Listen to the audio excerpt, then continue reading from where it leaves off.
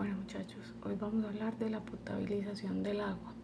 Ustedes saben que el agua es fundamental e importante para nosotros, para todos los organismos.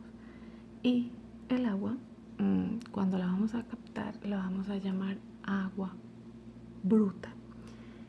Entonces ya sabemos que está compuesta por dos moléculas de hidrógeno y una de oxígeno y que es parte fundamental de nuestro organismo. Entonces bien, primero ¿qué ocurre? Ocurre un proceso de captación donde se extraen a través de los ríos, fuentes, donde podamos encontrar el agua bruta, así se llama, fuentes de agua necesarias para el tratamiento, ¿cierto? Para poder tratarla para el consumo humano, para que podamos utilizarla nosotros.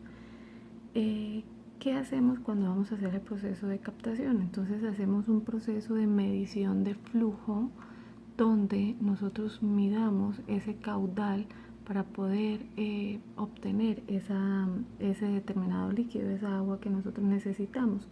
Entonces, generalmente se realiza esa medición para mirar qué cantidad de agua podemos extraer de esa fuente hídrica que necesitamos o que tenemos para la captación. Tenemos un proceso de conducción. En ese momento que se capta hay un proceso de conducción donde gracias a esa pues se transporta esa agua a través de unos canales y de unos tubos para que llegue a la planta de tratamiento. Como segundo punto entonces entraría el proceso de desarenador o desarenación, así se llama, lo que nos indica, esto tiene una velocidad, existen diferentes desarenadores y nos indica, nos ayuda o nos sirve para eliminar la arena que se encuentra en el agua, evitando que se acumulen y causen erosión en algunas tuberías, o podemos encontrar también para eliminar cáscaras, hojas, cualquier tipo de estructura que nos pueda o de componente que nos pueda afectar el tipo o la calidad de agua. Y eso cuando pasa ese proceso de desarenación, entonces va a un tanque donde encontramos un tanque de aireación. Generalmente esto lo que hace es introducir aire, oxígeno, para eliminar diferentes olores o diferentes sabores producidos por algunos gases que de pronto se encuentran disueltos, o se realiza lo podemos realizar también por un medio de saltos, donde vamos a eliminar ese tipo de elementos o de olores o de sabores que se producen, ¿cierto? Y pasa a un proceso de sedimentación o clarificación donde el agua va a quedar en un momento tranquila, pues por decirlo de alguna forma. Se eliminan esas partículas sólidas que quedan en la parte de abajo del sedimentador y la turbidez en esos tanques que vamos a encontrar de aglutinamiento. Entonces primero ocurre una captación, luego una conducción, luego a la desarenización, luego pasamos al proceso de aireación y clarificación o presedimentación. Este momento nosotros lo llamamos pretratamiento del agua. Bien, ¿qué pasa? Empezamos con el tratamiento del agua y empezamos con un proceso que se llama coagulación. ¿Qué pasa en ese proceso de coagulación? Entonces, generalmente se estabilizan los coloides, se eliminan esas propiedades para que no se mantengan en suspensión, y se realiza a través de unos reactivos que podemos utilizar para evitar producir ese punto o esa coagulación de los diferentes elementos. ¿Cómo o qué se podría agregar? Entonces podemos agregar sulfato de aluminio para eliminar la mayor cantidad de partículas, ¿cierto? ¿Qué hacemos? Se agrega, es muy importante que ese reactivo se mezcle rápidamente con el agua que nosotros tengamos. Para conseguir esa buena mezcla, pues más o menos lleva entre 30 segundos a 3 minutos. Vamos a agregar los coagulantes, que serían los reactivos, al agua no tratada, y lo que nosotros queremos es desestabilizar químicamente esa formación de coágulos para que no se presente esa unión o esa propiedad de mantenerse en suspensión. Bien, ¿qué pasa? ¿Qué proceso seguiría? Entonces seguimos con un proceso de floculación.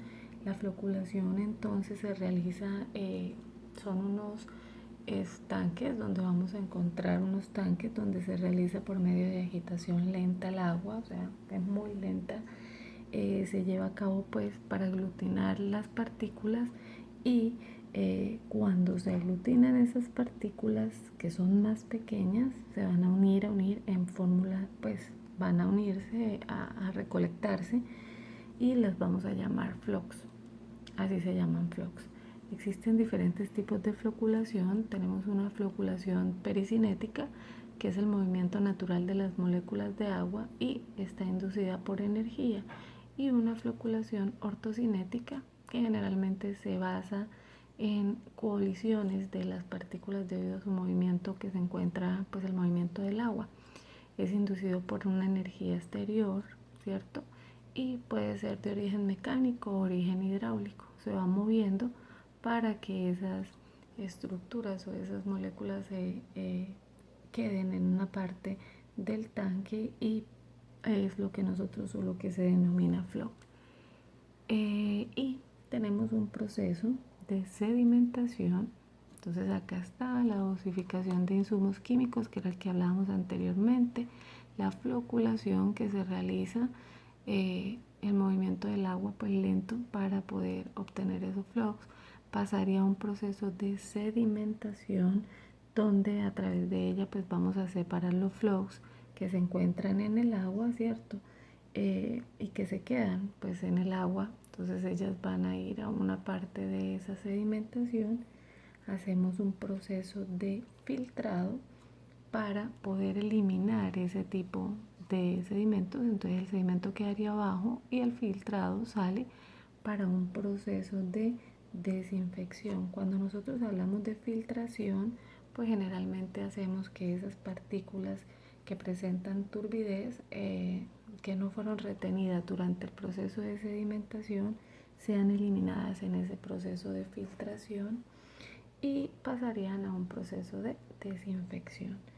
En ese proceso de desinfección nosotros lo que vamos a agregar es algún químico, en este caso el cloro o flúor, para poder destruir algunos microorganismos que podamos encontrar en el agua que ya tuvo el proceso de filtración.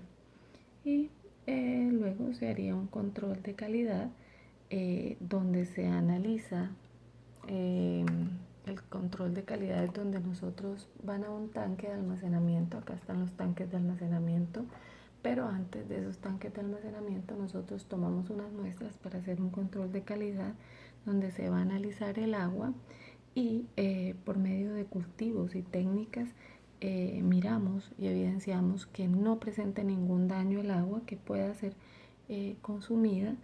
Y ¿qué más podemos encontrar? Pues, ¿qué se le hace? Se le hace un control químico, un control físico y controles biológicos. Entonces se va a mirar el pH, se va a mirar algunas características organolépticas, se va a mirar si crecen algunos microorganismos, y eso se hace pues a través de un laboratorio donde hacemos ese control de calidad.